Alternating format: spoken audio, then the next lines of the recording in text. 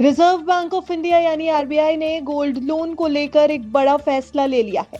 अब ना गोल्ड बार चलेगा, ना ईटीएफ, ना म्यूचुअल फंड की चलेंगी यूनिट। सिर्फ पारंपरिक गहनों पर ही अब लोन मिलेगा, और वो भी कड़े नियमों के तहत।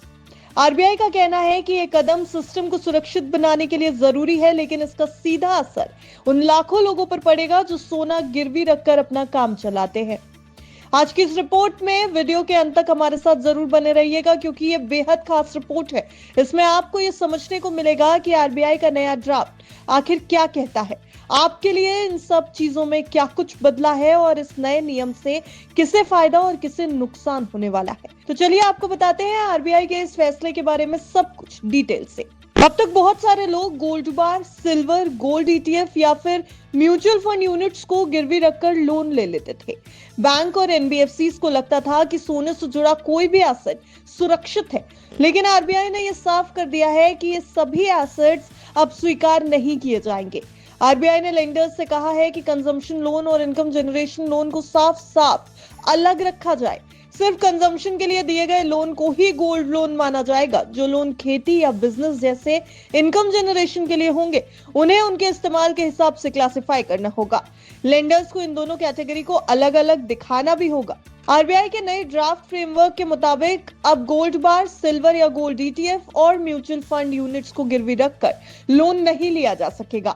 सिर्फ दो तरीके के फिजिकल गोल्ड को स्वीकार किया जाएगा, या तो वो सोने के गहने हो यानी गोल्ड ज्वेलरी, और बैंकों द्वारा बेचे गए गोल्ड कॉइन्स जिनकी अधिकतम सीमा 50 ग्राम प्रति व्यक्ति रखी गई है। आरबीआई ने इसके पीछे जो वजह बताई है वो 3 कारणों पर बेस्ड है। पहला, फिजिकल कंट्रोल की कमी। आरबीआई का कहना है कि गोल्ड बार और ईटीएफ जैसे फाइनेंशियल प्रोडक्ट्स फिजिकल फॉर्म में नहीं होते। ये या तो डीमैट में होते हैं या किसी कस्टोडियन के पास। बैंक या फाइनेंशियल इंस्टीट्यूशंस के लिए इन पर सीधा कंट्रोल पाना मुश्किल हो जाता है।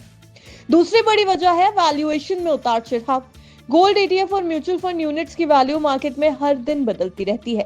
ऐसे में लोन के समय जो वैल्यू है वो कुछ दिनों में गिर सकती है, जिससे बैंक का रिस्क यानी जोखिम बढ़ जाता है। और तीसरी बड़ी वजह है लिक्विडिटी और रिस्क। गोल्ड बार को बेचना या नीलाम करना आसान नहीं होता। उसकी शुद्धता, सोर्स और मार्केट वैल्यू सब कुछ जांचना पड़ता है। वहीं ईटीएफ और फंड यूनिट्स को कैश में बदलना भी एक पूरी प्रोसेस है जो तुरंत संभव नहीं होती, उसमें भी समय लगता है। अब आरबीआई का कहना है कि आगे से गोल्ड लोन सिर्फ 2 चीजों पर ही आधारित किया जाएगा।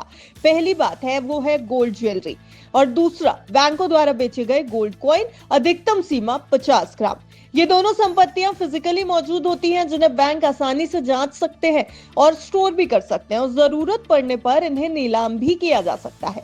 और यही वजह है कि अब म्यूचुअल फंड्स, गोल्ड और सिल्वर ईटीएफ्स और गोल्ड बार्स को लेकर के इतनी कड़ी रिस्ट्रिक्शंस लगाई गई हैं, और साथ ही साथ सिर्फ गोल्ड ज्वेलरी और गोल्ड कॉइन 50 ग्राम तक के ही वैलिड माने जाएंगे गोल्ड लोन लेने के लिए। इसके अलावा आरबीआई ने गहनों की ओनरशिप का प्रमाण देना भी जरूरी कर दिया है। अगर बिल नहीं है तो लोन देने से पहले बैंक को पूरी प्रक्रिया दस्तावेज में लिखनी होगी, यानी डॉक्यूमेंट करनी होगी, और मालिकाना हक कैसे तय किया गया ये भी बताना होगा।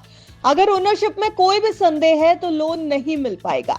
इसके साथ ही कोऑपरेटिव बैंक्स और ग्रामीण बैंक यानी आरआरबीज 5 लाख रुपए से ज्यादा को गोल्ड लोन नहीं दे सकेंगे। पर्सनल गोल्ड लोन की अधिकतम अवधि, मैक्सिमम टाइम ड्यूरेशन 12 महीने का होगा, खासकर अगर बुलेट रीपेमेंट यानी एकमुश्त भुगतान की व्यवस्था हो। देखिए, आरबीआई का एक कदम बैंक और एनबीएफसीज के लिए जोखिम कम करने की दिशा में उठाया एक ठोस प्रयास है। इससे गोल्ड लोन सिस्टम ज्यादा सुरक्षित, ट्रैक करने योग्य और ट्रांसपेरेंट बनेगा, रिजर्व बैंक का ये दावा है। हालांकि आम निवेशकों के लिए बदलाव थोड़ा असुविधाजनक हो सकता है, खासकर उन लोगों के लिए जिन्होंने गोल्ड ईटीएफ या फंड्स को लोन के उद्देश्य से खरीदा था। अब अगर आपको गोल्ड लोन चाहिए तो फिजिकल गोल्ड यानी गहने ही आपके पास एकमात्र ऑप्शन बचते हैं। आपको आरबीआई के इस फैसले को लेकर के क्या कुछ लगता है, आपकी क्या राय है, हमें कमेंट बॉक्स में जरूर बताइए, और देखते रहिए बिज़ तक।